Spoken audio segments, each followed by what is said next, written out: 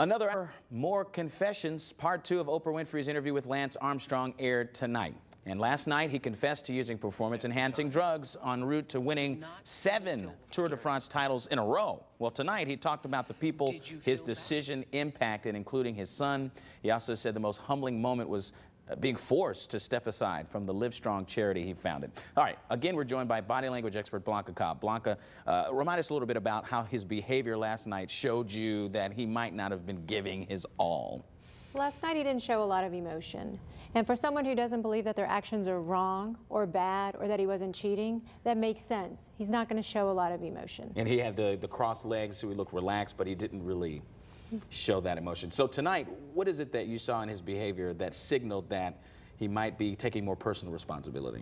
The defining moment for me was when he talked about his son, that his son would defend him. And he actually looked at his son and said, "Stop defending me." And he got teary-eyed.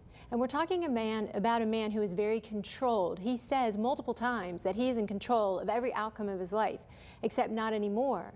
So he had the controlled emotions, but his eyes got teary, and he paused, and he looked down, and his nose got red. He actually had a sniffle and had to make that. And it was a long pause, It was. But then you also saw in his body language, he closed down, his legs were closed, and he covered his nether regions.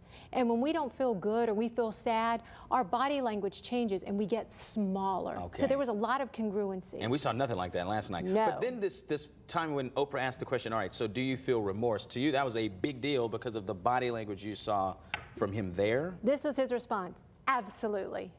This is a big, no, it's a big disconnect.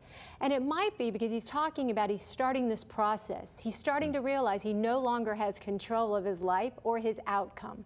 So then he's showing no and saying yes, which indicates to you that maybe he hasn't really felt the remorse yet. I got you. No, he's starting that process. He's not quite there. Got it. Blanca, thank you very much, You're welcome. always. So there's this other story that seems